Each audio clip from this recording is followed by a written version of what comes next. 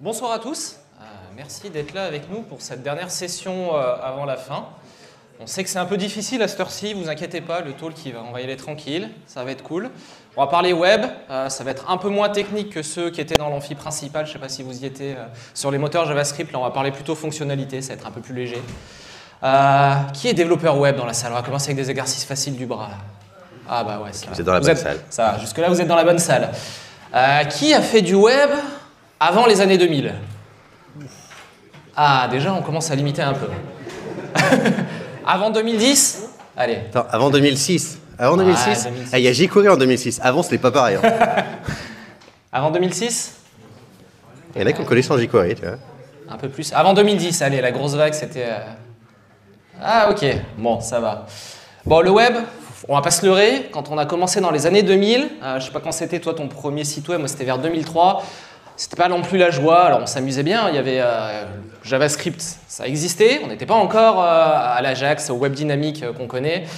HTML, c'était encore assez rudimentaire, le CSS, on n'en parle même pas, surtout avec les navigateurs de l'époque. Je dirais pas qui est fautif, mais voilà. Non, le web, ça a beaucoup évolué, en particulier sur ces dernières années. Alors, il y a eu des versions nommées HTML5, c'était quoi, en 2005 2006, par là, je crois que c'était ça. 2011, pardon. 2011, HTML5, qui a changé pas mal de choses. Depuis, c'est pas parce qu'on n'a plus de version nommée que le web évolue plus. Au contraire, le rythme va beaucoup plus vite. En 2015, il y a eu ES6, évolution aussi JavaScript qui a été pas mal importante pour le monde du web. Avant, le JavaScript, ça faisait un peu faire froncer les sourcils. Aujourd'hui, un peu moins, grâce aux dernières évolutions à TypeScript et autres. Et en fait, depuis le web, on a moins de versions échelonnées, versionnées, mais ça n'empêche pas qu'on a énormément de nouveautés qui arrivent et qui sont assez sympas à utiliser. C'est surtout que maintenant, on n'a plus besoin d'attendre beaucoup d'années avant de pouvoir utiliser toutes ces nouveautés. Le plus dur, c'est de s'y retrouver au milieu de là-dedans, savoir qu'est-ce qu'on peut utiliser en prod et qu'est-ce qu'on fait un peu de toutes ces nouveautés. Donc ça va être un peu l'idée du talk de ce jour, de parler de tout ça. Ce qui nous amène à déjà nous présenter Olivier. Bonjour à toutes et à tous, je m'appelle Olivier, donc je suis développeur à Docker chez AWS. Et comme Yoann, je suis GDE aussi, donc on bosse avec les équipes Chrome sur tout ce qui est un peu web. Voilà, et moi je suis développeur Docker, mais chez Microsoft. Et on a décidé de faire un talk en commun pour parler du web du coup. Et ce qui nous amène à la première question, comment le web évolue? On a vu qu'il y a pas mal de nouveautés.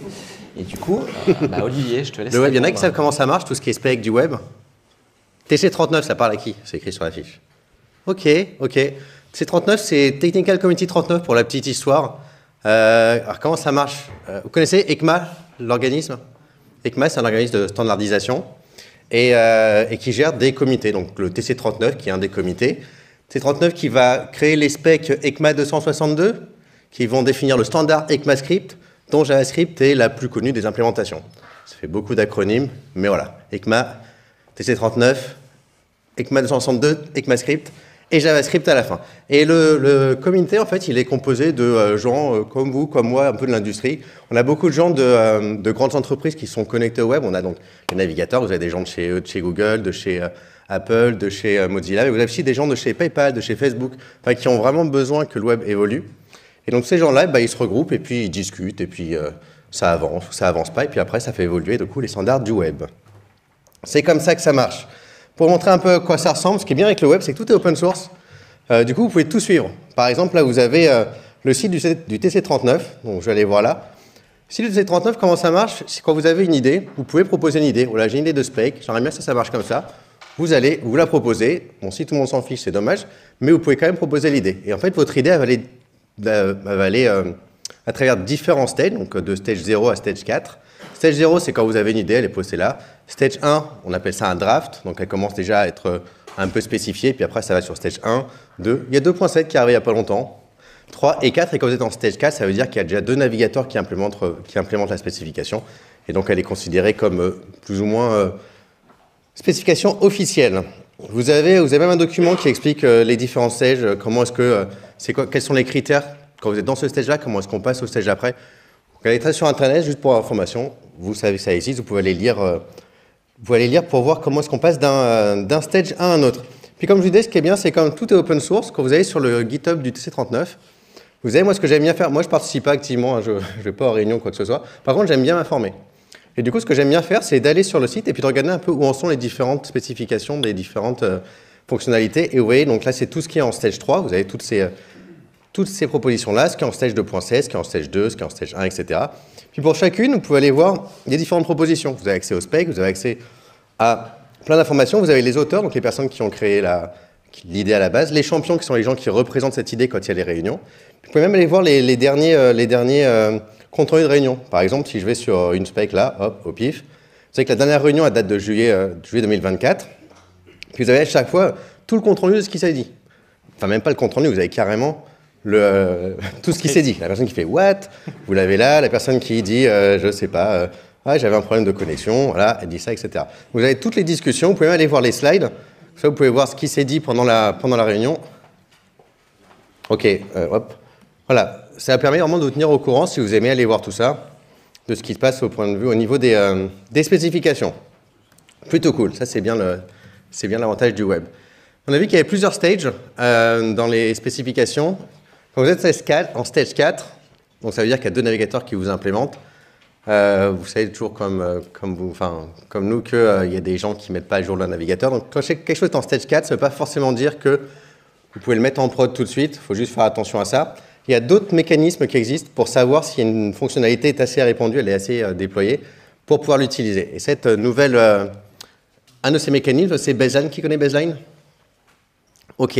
Baseline, c'est une initiative qui a été faite où tous les navigateurs se sont réunis. Parce qu'il y avait un problème, c'est qu'on a vu que ces dernières années, il y a beaucoup de features qui arrivent dans le web. Et en fait, ils ne se mettaient pas d'accord sur dans quel ordre les implémenter.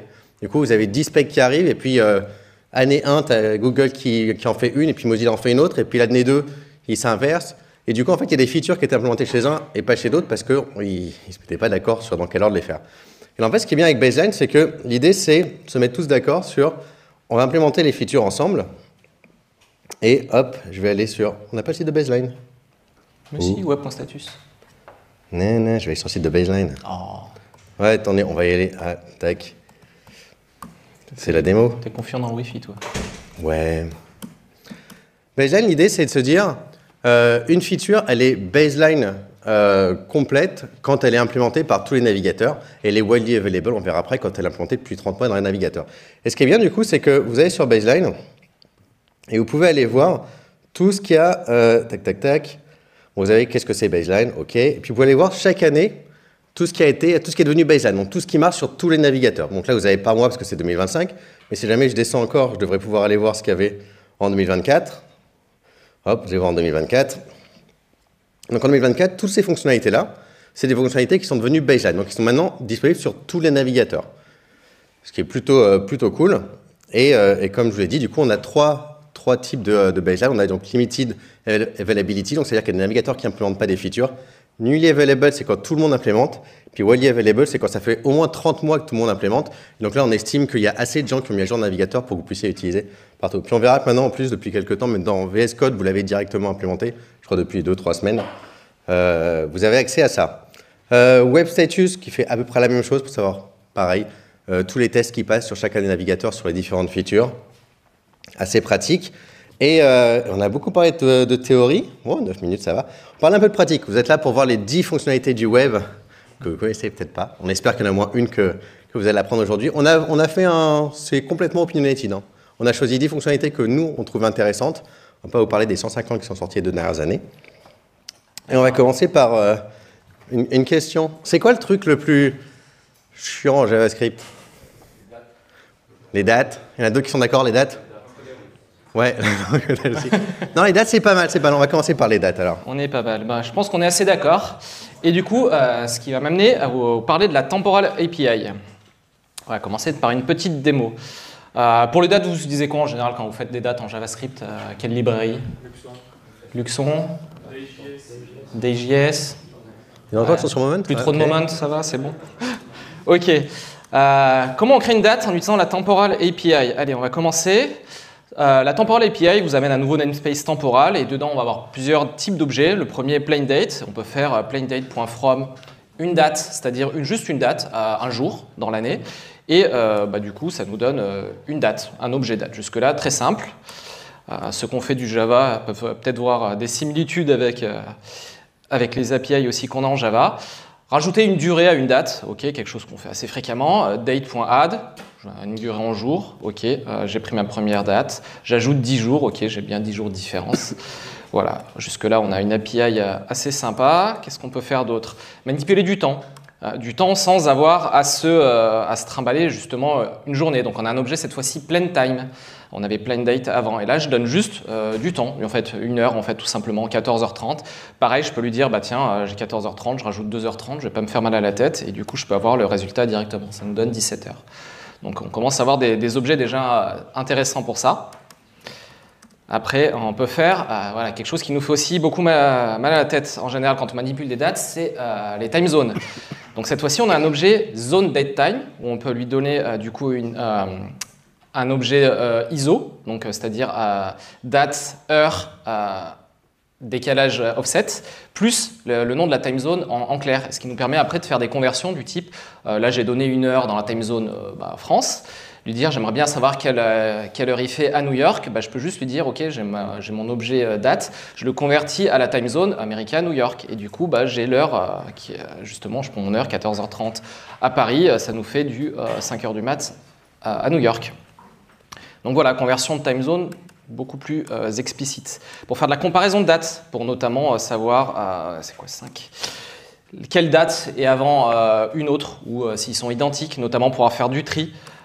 Du coup, ça nous donne plaindate.compare, ça va nous donner soit -1, la première date avant la deuxième, 0, les dates sont identiques, et 1. Donc ça c'est les comparaisons classiques, ça nous permet par exemple d'utiliser array.sort pour faire du tri de dates. Donc voilà, comparaison de dates intégrée dans l'API temporale. Pour faire de la conversion, on avait des objets date, on avait des objets time. Et on aimerait bien prendre notre date qu'on avait au début, donc un objet jour, lui rajouter juste une heure. On peut convertir un objet date en to plain date time en lui rajoutant une heure et on obtient un objet date time cette fois-ci qui a un jour et une heure. Donc voilà, on peut faire des conversions un peu dans tous les sens. Qu'est-ce qu'on a d'autre d'intéressant? Calculer des durées aussi entre deux dates, un peu moins trivial. Cette fois-ci, j'avais ici ma première date. Je veux savoir quelle est la différence depuis avec une autre date. Et bon, alors là, je crois qu'il y a une autre. Tu t'en souviens du nom de fonction pour avoir le truc un peu plus. C'est pas .toString, c'est .to quelque chose. Ouais, c'est ça, mais bon, je m'en souviens plus. On l'avait changé, mais je l'ai pas sauvegardé. Du coup, on peut avoir donc P10D, c'est dire qu'il y a 10 jours de différence. Il y a moyen de l'avoir en version un peu plus lisible. Juste si vous voulez avoir une différence en heures, en jours, en minutes, voilà, vous pouvez aussi. Donc, on a les objets duration qui sont un nouveau type d'objet. Et on peut aussi, voilà, si on veut juste la date courante, notamment des fois pour faire des timestamps, on peut la créer avec une time zone donnée pour être sûr d'avoir la même, par exemple, entre le client et le serveur et pas se prendre la tête sur des calculs. Je ne sais pas si ça parle à certains d'entre vous, mais voilà. Dire par exemple, je fais temporal.no et je lui dis, voilà, je veux zone date time en ISO classique, mais je lui passe la time zone. Je lui dis, ok, je veux, quel que soit le navigateur client, je veux avoir utilisé la time zone de Paris.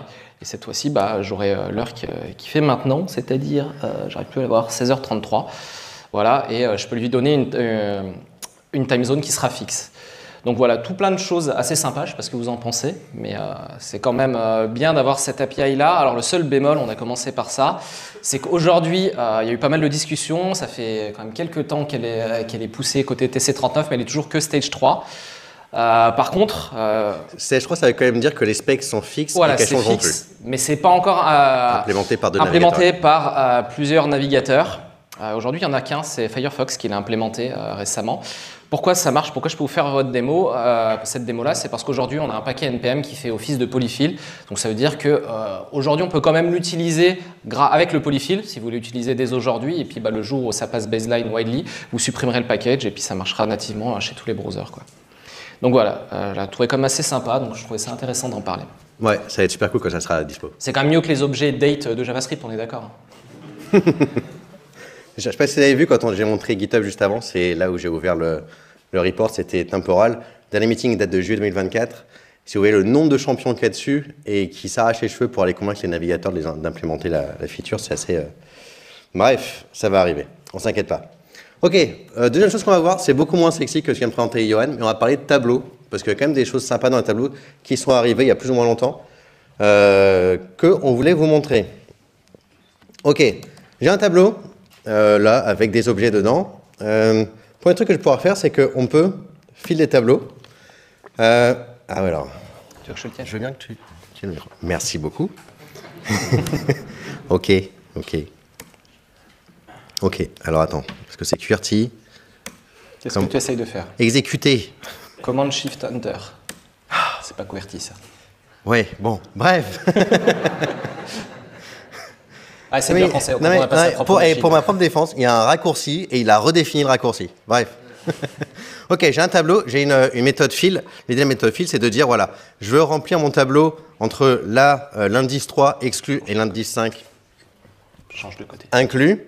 Et voilà, donc là, j'ai mon tableau, j'ai 2 cases qui ont été remplies par hello. Voilà. C'est un moyen simple de remplir des ranges dans un tableau sans forcément aller, comme je vois l'écran, aller faire des boucles dessus. Un autre truc qui est sympa aussi, c'est flatten des tableaux. Vous avez un tableau, là, j'ai un tableau avec des nombres, 0, 1, 2, 3, 4. Et puis, hop, je vais vouloir dire, je veux flatten mon tableau. Ce qui est plutôt cool quand vous avez des tableaux dans des tableaux. Ce qu'on peut faire avec dessus aussi, c'est si vous avez des tableaux un peu plus complexes. Donc là, j'ai un tableau dans un tableau dans un tableau.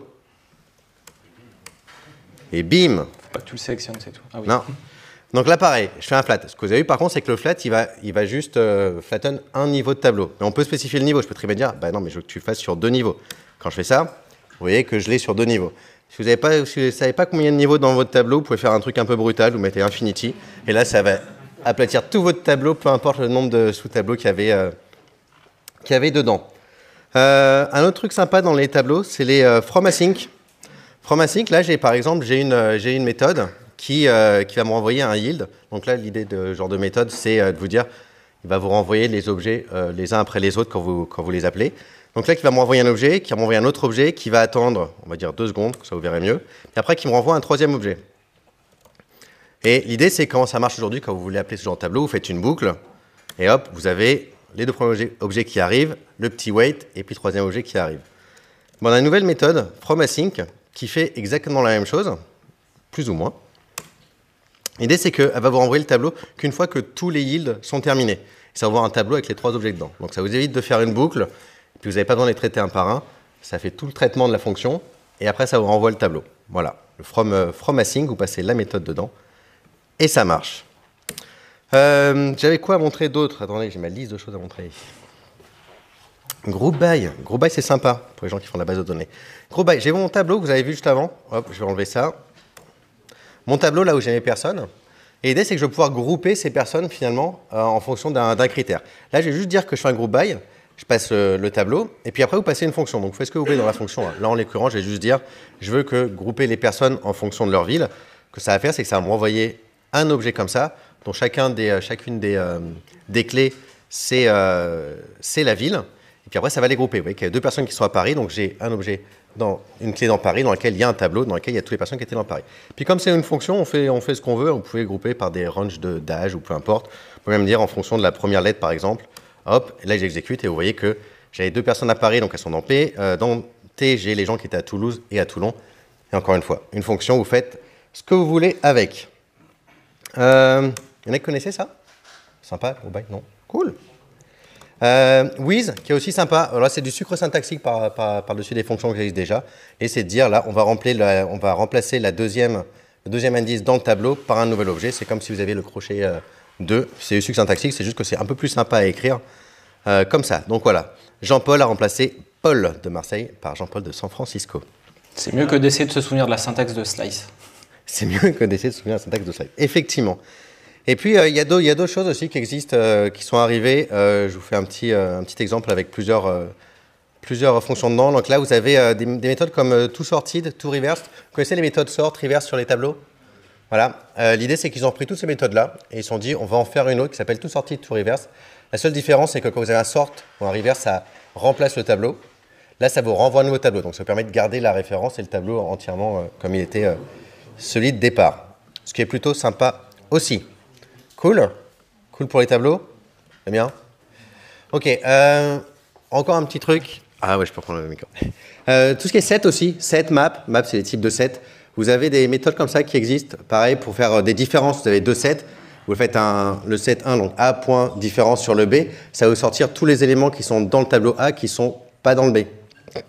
L'intersection, c'est l'inverse. Ça donne tous les éléments qui sont dans les deux sets. Vous avez un symétrique différent, ça vous renvoie tout sauf ceux qui sont dans les deux.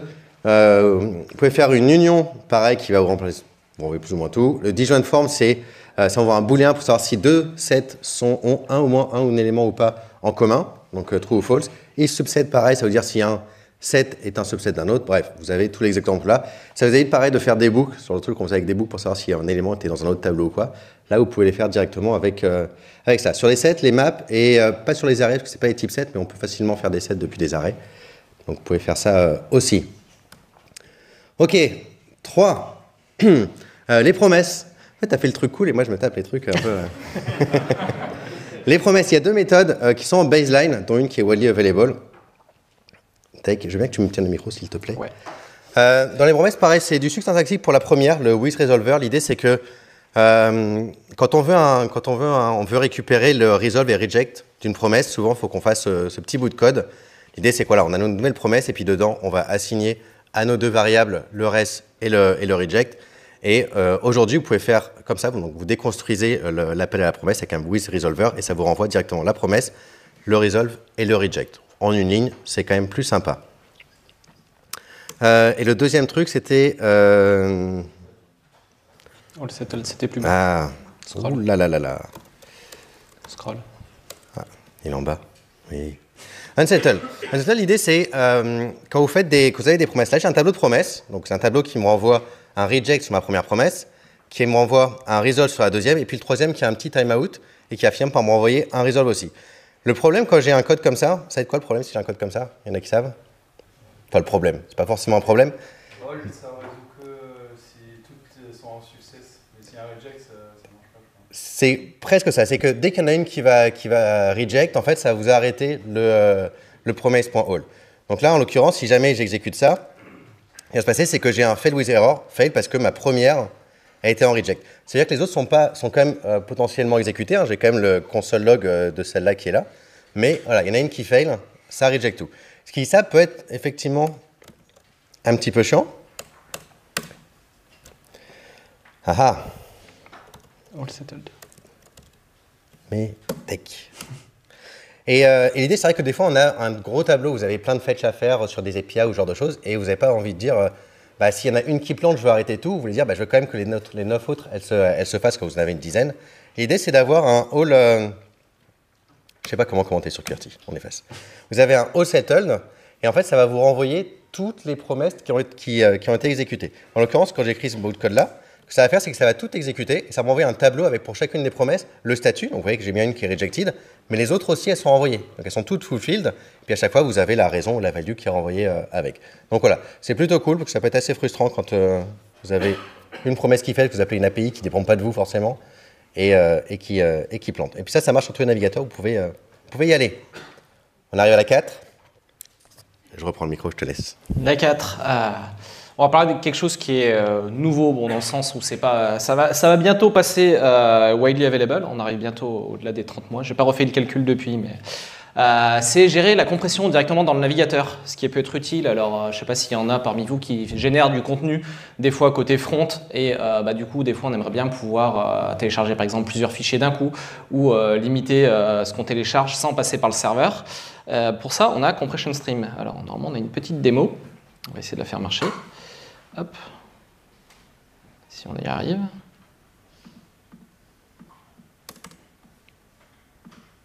On va zoomer un peu. Alors je vous ai fait une superbe page web, vous voyez mes talents de designer web. J'ai un premier bouton, je vais cliquer dessus, download, ou qu'est-ce que je fais? Alors ça allait un peu vite, on n'a pas bien vu. J'ai généré juste un fichier helloworld.txt qui arrive là-dedans avec du super contenu, vous voyez, Hello World.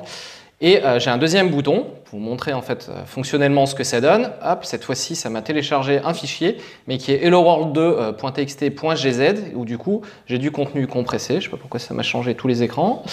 On va revenir, hop, et je l'ai dézippé, et du coup, j'ai un .gz qui contient mon fichier .txt. Bon, ça c'était la démo juste pour montrer ce qui se passait. On va regarder plutôt le code, c'est un peu plus intéressant. Alors côté code, Pour télécharger un fichier, bon ici je crée un blob derrière, et après pour télécharger un fichier, ça c'est le truc qui n'a pas évolué depuis 20 ans. Je ne sais pas s'il y en a qui ont déjà regardé, on est obligé de créer justement un élément lien et de simuler un clic dessus, c'est génial. Voilà, il y a certaines API qui évoluent, il y en a qui évoluent pas. Pour télécharger le fichier zip, c'est à peu près identique, à l'exception que du coup notre blob, on va le transformer en stream et on va l'envoyer. Il y a plusieurs du coup transformers de stream. Maintenant, on a une API pour faire ça, et notamment on a une API pour transformer un stream par le passé par un compression stream. Donc on a plusieurs formats. Il y a gzip, je crois, et Brotli qui est supporté un peu dans tous les navigateurs. Donc là, mon blob, j'en fais un gzip et derrière, je récupère mon blob depuis mon stream. Il y a l'équivalent opposé. Si vous récupérez des gzip depuis le serveur, on peut décompresser. Il y a Decompression Stream qui est là aussi. Donc on peut dézipper directement depuis le navigateur. Donc voilà, c'est pas très sexy, mais ça peut être pratique selon les use cases. Alors en parler, changer un petit peu du JavaScript, parce qu'on va rester un peu dans les trucs fun quand même. On est d'accord, CSS c'est fun? Non, franchement, c'est fun. C'est fun. C'est quoi le truc le plus fun à faire en CSS? Et c'est quoi le truc le plus pénible à faire en CSS? Les animations. Les animations. Ah tiens, ça change un peu. Ah, on n'a pas mis les animations. On a décidé de parler autre chose. Tiens. Ouais, non, ça. Ah oui, ça revient après ça. On va parler d'un truc moins marrant, mais qui est assez intéressant. Il y en a combien parmi vous qui font du TypeScript? Ah, pas mal. Il y en a combien parmi vous qui ont entendu parler de add property? Ah, beaucoup moins. Add property, c'est un peu l'équivalent pour CSS de ce que TypeScript est à JavaScript. Ça va permettre de faire du typage dans le langage, ce qui ne va peut-être pas vous parler directement si vous utilisez des frameworks, mais si vous designez vos propres librairies CSS ou vous définissez des design systems, ça peut être extrêmement utile. Donc on va aller partir sur la démo. Hop. On va partir sur la petite démo CSS. Alors, vous voyez, pareil, toujours mes talents de designer, j'ai deux belles boîtes. Mes boîtes, en fait, c'est assez simple. Hein. J'ai deux divs derrière qui ont une classe box. Et après, pour les discriminer, j'ai une classe box 1, box 2. Voilà, c'est juste pour donner le contexte. Et on arrive au CSS. OK, ma couleur de fond, ici, je l'ai définie ici en utilisant un var. Donc, je ne sais pas si vous avez tous suivi. Donc, pareil, un petit rappel, révision pour ceux qui n'avaient pas suivi. On peut avoir des variables en CSS qu'on appelle des custom properties. Donc, ici, j'essaye d'utiliser ma variable color si elle est définie. Et sinon, mon fallback, je le fais sur la couleur light blue. Donc, dans ma box 1, je n'ai pas défini de couleur, donc il utilise la valeur par défaut. Dans box 2, j'ai défini color ici, donc il va utiliser la variable que j'ai définie. Très bien jusque-là. Seulement, si quelqu'un n'est pas au courant que ça doit être une couleur malgré le nom et s'amuse, par exemple, à mettre des pixels, il va commencer à se passer un truc. C'est que déjà, j'ai plus de couleur. Mon fallback n'a pas bien marché. Et si je commence à aller regarder ce que j'ai ici dans mes DevTools, on va zoomer encore un petit peu, je vois rien vraiment d'anormal. J'ai 10 px, ok. On ne sait pas trop pourquoi c'est blanc. Voilà, tout va bien. Juste pour vous montrer que, par exemple, background color, si ici je m'amuse à cet endroit-là de mettre un 10 pixels, il est barré et j'ai un petit warning quand même à côté. Si j'arrive à être dessus, alors c'est un peu petit, c'est écrit invalid property value. Donc là, on arrive quand même à se rendre compte qu'il y a une erreur. Par contre, avec la custom property ici, que dalle. Donc, c'est là où les choses commencent à devenir intéressantes. Donc là, en utilisant le add property, je vais définir une propriété que je vais appeler box color pour changer, et je peux lui dire de quel type elle va être en CSS, quel type de valeur on accepte. Donc ici, ça peut être color, ça peut être des combinaisons, color, number, voilà, on va avoir différents types. Inherits, on verra un peu plus tard. Par défaut, je le mets à false et je peux lui donner une valeur par défaut. Ici, mon light blue comme tout à l'heure. Donc, je vais faire un petit changement. Du coup, je vais juste utiliser ma variable boxColor ici et je vais la redéfinir ici. Bon, boxColor. Donc déjà, on voit déjà une première différence visuelle. Donc, j'ai dit que valeur par défaut, c'est light blue. Et ben, même quand ça ne marche pas, au lieu d'avoir rien du tout, cette fois-ci, j'ai un light blue. Et on voit une différence aussi dans mes outils DevTools quand je vais essayer de comprendre pourquoi mon truc n'a pas la bonne couleur. C'est que j'ai ici cette fois-ci un warning, et en plus un warning un peu plus précis qui me dit invalid property value. J'attendais une couleur et tu m'as envoyé des pixels. Ça vous permet aussi, quand vous vous amusez derrière, si par exemple là ici j'essaie de changer la valeur, je vois qu'il va me suggérer des couleurs parce qu'il sait que le type est couleur derrière. Donc voilà, donc déjà pour débugger, j'ai pu donner un type et pour comprendre quand des fois vous avez des variables, vous ne savez pas trop à quoi ça correspond et pourquoi ça n'a pas le résultat attendu, déjà ça permet de typer vos custom properties et de donner de l'information aux développeurs éventuellement qui vont les utiliser pour savoir qu'est-ce qui est attendu. On va aller faire un autre truc marrant ici, je vais rajouter un div enfant, donc pareil class box avec child, hop, il va apparaître là-bas dedans. On va lui donner un petit peu de CSS pour qu'on le voit un peu mieux, voilà, pour le mettre un peu de côté avec une bordure. Donc ok, j'ai mon div enfant, donc il a la classe box. Tout va bien, la classe box par défaut, on ne dit rien, il prend la couleur bleue. Donc là, j'avais mis enfant de ma box 1, je vais le mettre, mauvais bouton. Je vais m'amuser à le bouger, je vais le mettre enfant de ma box 2. Jusque-là, il a bougé. Il est bleu. J'ai toujours pas envie de définir de couleur dans mon enfant. Par contre, ce que je peux faire, c'est que je peux dire, si j'ai envie que mon box color puisse être défini à n'importe quel endroit dans la hiérarchie des parents, je peux lui donner ici la valeur à inherit, je peux lui donner la valeur de vrai. Et là, dans ce cas-là, mon child ici, qui n'a pas de valeur box color définie, mais qui l'a au niveau de son parent, il va prendre automatiquement la couleur de l'enfant. Donc pareil, si vous faites du design system, ça peut être très intéressant pour définir une fois la custom property au niveau de votre composant pour customiser et derrière avoir toute une série de HTML dessous qui va dériver de ça.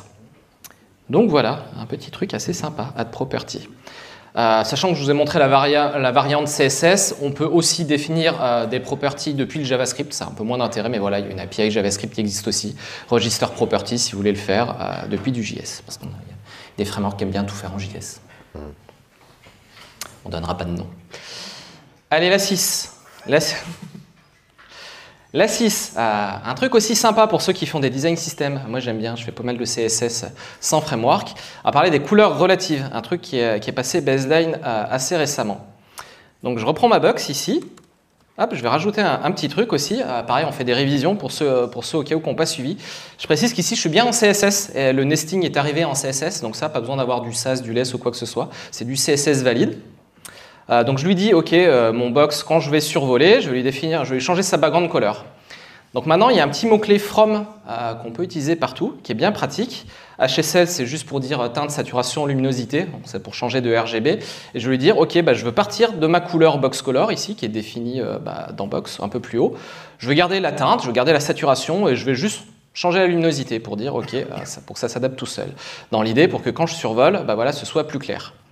On voit que ça marche bien pour box 2, parce que voilà, je pense qu'il n'était pas très clair de base, et ça marche un peu moins bien pour box 1.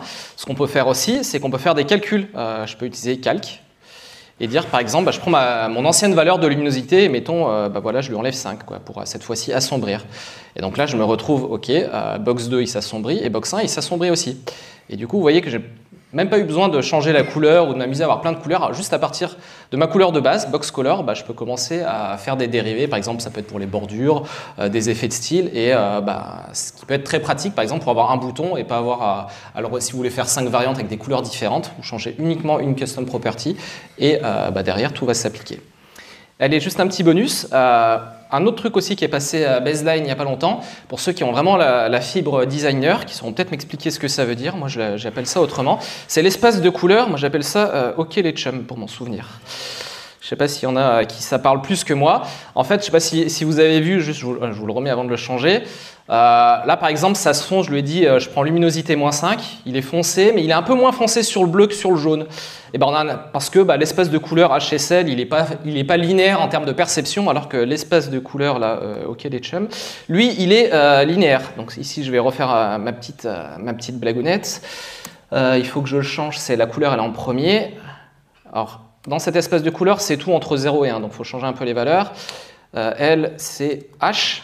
Donc pareil, je veux foncer comme tout à l'heure, mais cette fois-ci, je lui mets une valeur 0,1. Et là, si vous voyez, la même valeur, cette fois-ci, le fonçage, perceptuellement, est quand même plus ou moins identique entre les deux couleurs, ce qu'on n'avait pas tout à l'heure. Donc voilà, encore un autre truc sympa qui va peut-être parler plus à ceux qui sont les plus designers d'entre vous. Ça permet de faire des palettes assez sympas quand vous faites quand vous avez une couleur et que vous êtes dans les DevTools, essayez de trouver, je veux la même, mais en plus clair. Et que ça ne correspond jamais. C'est assez pratique, on peut faire des dégradés entiers, vous faites -10, -20, -30, etc. Ouais. Et que vous avez des... Ça fait des très jolis dégradés. Ça fait des très jolis dégradés, effectivement. Ces petits rappels, c'est que la fonction from, le mot-clé from, marche avec n'importe quel espace de couleur. Voilà. Exactement. Vertical align. Ah, pas mal ça. Juste pour vous dire, vertical align, c'était la némésis, un peu comme on avait les dates en JavaScript, hein. En CSS, c'est l'alignement vertical qui a toujours été un problème. Il y a plusieurs moyens de faire du vertical align. Je ne sais pas si vous savez. Ouh. Ah, c'est un petit quiz. Non, on a tous essayé de faire du vertical align d'une manière ou d'une autre. Alors, il y a plusieurs moyens. La première à faire, c'est se dire, Je vais avoir un truc dans un div avec une position absolue, je fais un top 50% et puis je translate Y 50%. Ça marche. Ça marche. Il y en a pour qui, là, qui vote plutôt pour cette technique-là? Je l'ai utilisé beaucoup à une certaine époque. Il y a longtemps. Ou alors, version un peu plus moderne, avec grid, où du coup, on met nos éléments dans une grid, on dit juste align at time center, un peu plus court. ouais. Moi, je suis pas encore passé 3 grids, je suis encore sur les flexbox. Donc pareil, flex, on fait un display flex et on fait un align item center. Qu'est-ce qui fait ça? Ouais. Un peu plus. Ou alors pour les vrais. Pour les vrais, la méthode à l'ancienne.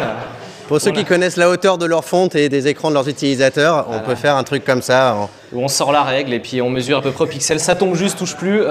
Exactement. Voilà. Faut savoir que aujourd'hui, il y a quand même Align Content qui est sorti et ça marche.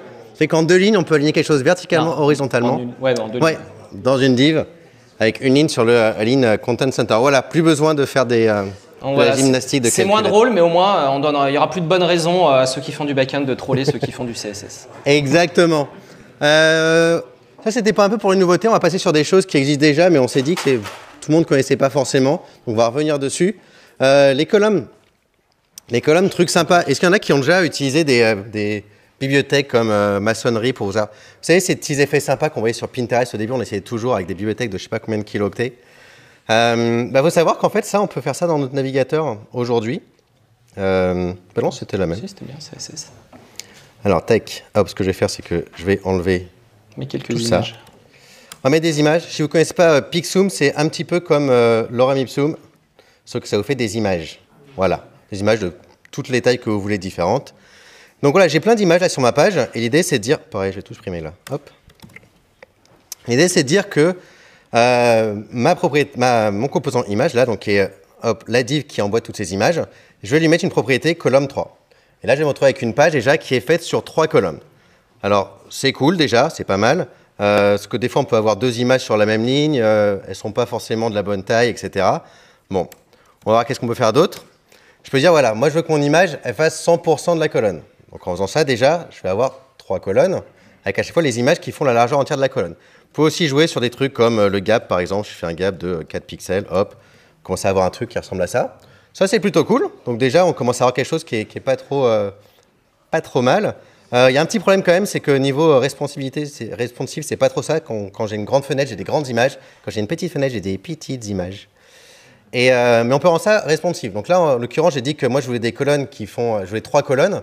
Mais je peux très bien dire que ce n'est pas forcément le nombre de colonnes qui m'intéresse, c'est la taille des colonnes. Donc je peux dire, je veux des colonnes de 200 pixels.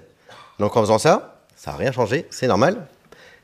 Si on agrandit, là ce qui va se passer, c'est que je vais avoir plus de colonnes qui vont apparaître parce que mes colonnes feront toujours 200 pixels. Et puis si j'ai moins de colonnes, je vais arriver avec une seule colonne à la fin.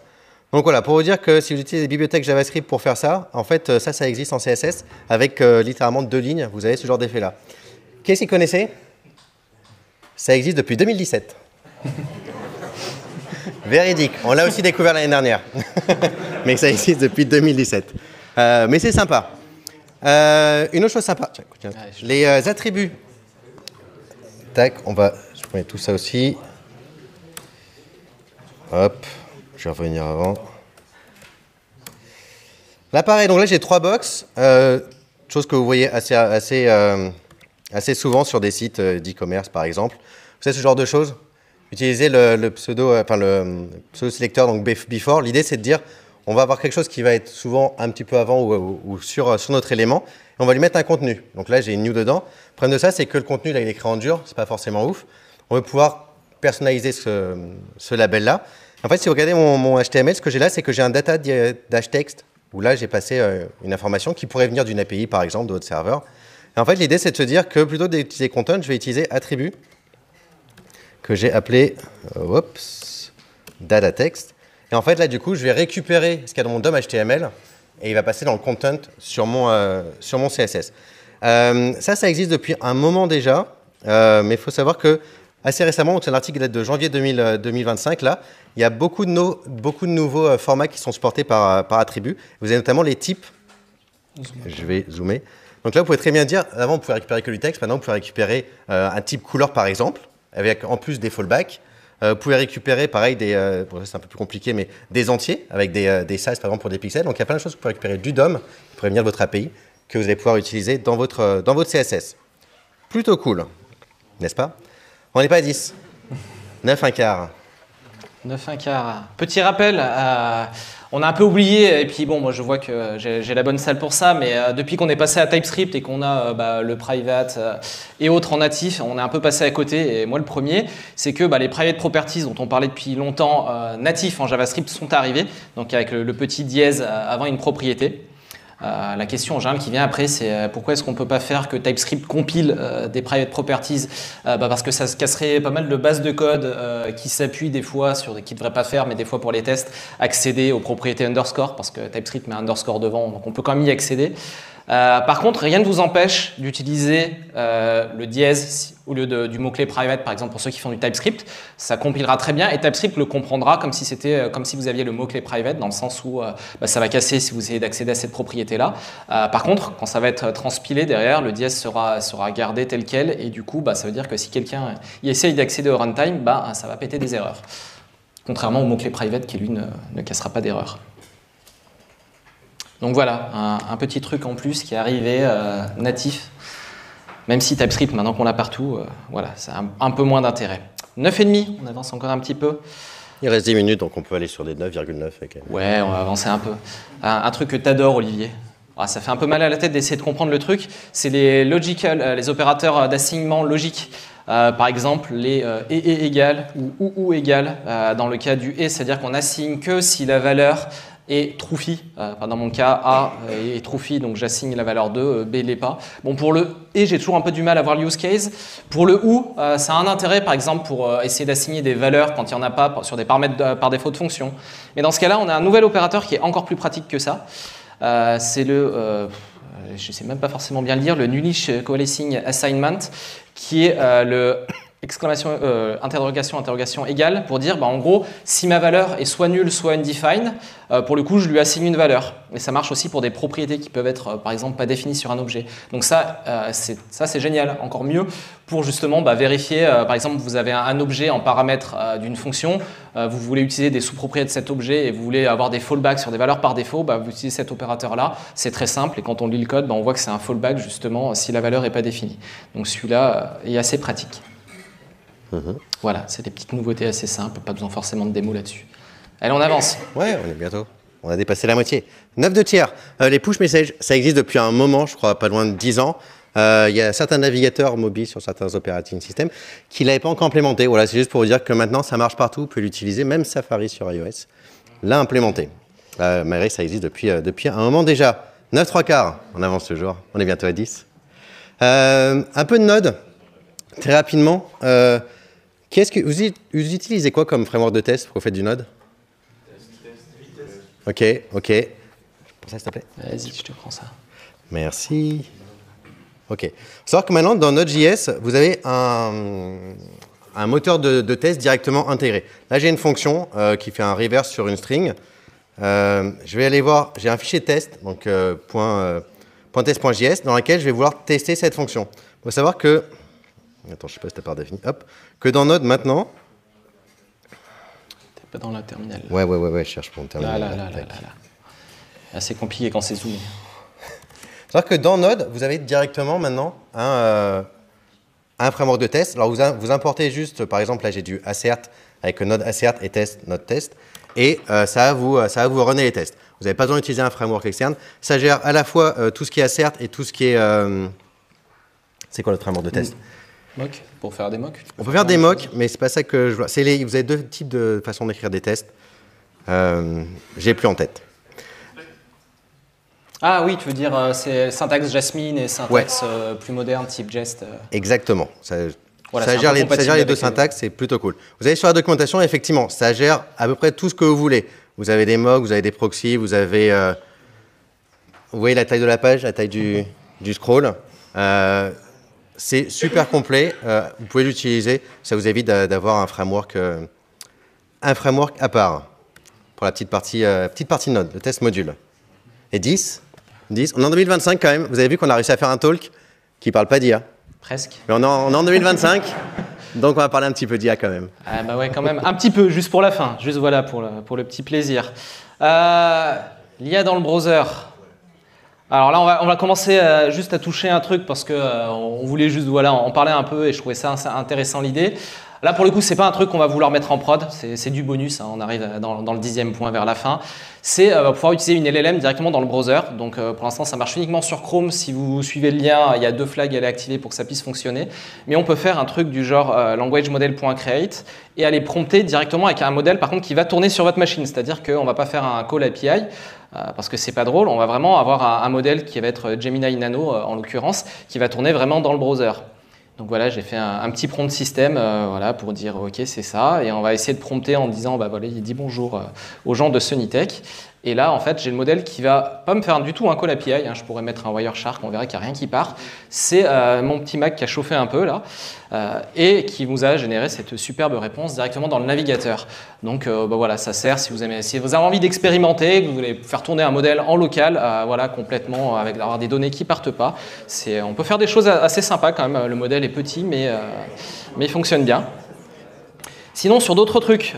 Il y a aussi d'autres méthodes plus high level. Là, on avait le point prompt, mais vous avez des points translate, points... il y en a 4-5, je crois, qui existent, qui sont directement des méthodes intégrées qui marchent avec des LLM. Pour parler encore d'autres choses, on est en 2025, donc voilà, on vous a montré plein de trucs, mais aujourd'hui, il paraît que 30% du code est généré par IA. Bon, je ne sais pas si on y est vraiment là-dedans. Mais voilà, pour ceux qui utilisent, alors là je vais vous montrer Copilot, mais ça pourrait être n'importe quel autre, on va dire, client moderne qui est capable d'utiliser des outils. Je ne sais pas si ça parle à des gens, MCP, il y avait un talk là-dessus. MCP, c'est juste un protocole standard pour permettre à des agents IA d'appeler des outils. Et notamment, on en a un que j'ai rajouté ici dans mon serveur VS Code qui est capable de se connecter au site Baseline, à la base de données webstatus.dev, pour être où on peut lui poser du coup des questions type par exemple isTemporal API baseline, comme ça je peux la poser tous les jours jusqu'à ce qu'un jour il me réponde oui. Voilà, on va voir si ça marche, hein, si le Wi-Fi est toujours coopératif. Donc, normalement il devrait appeler mon outil s'il veut bien, voilà, on voit qu'il a appelé mon serveur MCP qui appelle OK, est-ce qu'on va vérifier. Et il me dit qu'il est directement pas baseline. Bon, des fois, il nous dit un peu plus d'infos pour dire quand même que c'est sur Firefox, mais voilà. Donc, on peut retenter et tous les jours essayer de tenter, savoir si une API qu'on surveille en particulièrement peut être baseline ou pas, savoir si on peut le mettre dans notre code. Sachant que, comme Olivier l'a dit, maintenant, quand on survole, notamment, je crois que c'est intégré dans HTML et CSS. Ouais, si on va voir n'importe quoi CSS, hein. Bah, sur Gap, ça vous l'a widely available depuis 2017. Et donc, c'est dans VS Code depuis 3 semaines, je crois. Pour chaque élément HTML et CSS, ça vous dit s'il est baseline ou pas. Voilà, ça ne marche pas encore pour JavaScript, d'où l'utilité encore du serveur MCP, mais peut-être que ça arrivera bientôt. Non, un autre truc, c'est que voilà, on vous a présenté plein de nouveautés. On l'a vu au début, hein, il y a quand même des choses qui arrivent fréquemment et le rythme est assez soutenu. Comment on fait pour se tenir au courant si ce n'est passer des heures à lire des blog posts et regarder des vidéos. Voilà, moi je vais vous montrer une petite technique aussi qui est de bien. Qui est sous forme de prompt. Alors ici, c'est pareil, hein, vous pouvez adapter ça pour faire tourner dans le client que vous voulez. Moi, j'utilise Copilot parce que j'ai l'accès. On a surtout besoin d'un outil, c'est Fetch pour aller choper la page web. Je lui dis, OK, bon, je lui donne un certain rôle. Je lui dis d'aller sur le site de Baseline, d'aller me récupérer tout ce qui s'est raconté sur les 6 derniers mois et de me faire un petit résumé des propriétés en fait, qui sont aujourd'hui widely available et que je peux utiliser en prod. Et ici, là, dans mon VS Code, je peux faire un run prompt. Ici, je run mon prompt. Et derrière, il va aller me fetcher baseline. Normalement, il va aller me fetcher, voilà. Oh, il est remonté loin, là, dis donc. Je lui avais dit juste les 6 derniers mois, hein, soit sympa. C'est pas prévisible. Voilà, et il va me faire un petit résumé. Voilà, s'il allait, j'espère qu'il a filtré un peu là, les dates. Et on a remonté beaucoup. C'est un gros résumé aujourd'hui, rien que pour vous. Il avait envie de travailler. Et du coup, on peut aller regarder, je lui ai dit de trier par CSS, HTML et JavaScript les trucs qui pouvaient être intéressants. Et du coup, il allait me chercher l'info tout seul. Donc plutôt que d'aller régulièrement, toutes les semaines, aller devoir se taper tous les blog posts pour regarder s'il y a un truc qui peut être intéressant, on peut avoir des petits prompts comme ça qui peuvent faire un peu de la veille techno pour vous. Et voilà, une fois tous les 6 mois, on relance et on peut mettre notre talk à jour. Ouais, on revient l'année prochaine avec le talk à jour. Ok, super. On arrive à la fin. Juste pour vous donner quelques ressources, on espère que vous avez... Qui a appris au moins une chose sur les 10 ? Cool. Ça fait plaisir. Ça fait plaisir. Quelques petits sites pour aller voir des ressources. Vous avez effectivement MDN. MDN qui aussi implémente Baseline sur, je crois, 70% des ressources aujourd'hui. Donc ça vous dit en haut à chaque fois si c'est Baseline, plus ou moins en fonction du navigateur, etc. Web.dev, sur lequel vous avez le site de Baseline, mais aussi vous avez plein d'articles de blog. Celui, il y avait le ATTR par exemple. Vous pouvez le retrouver aussi là-dessus. Une chaîne YouTube que moi j'aime bien, sur laquelle on a appris pas mal de choses aussi. WebDev Simplified. Je vous recommande, c'est sympa. Il y a des grandes vidéos, il y a des vidéos courtes et on apprend plein de petites choses sur HTML, CSS et JavaScript. Voilà, merci beaucoup et bonne fin de journée.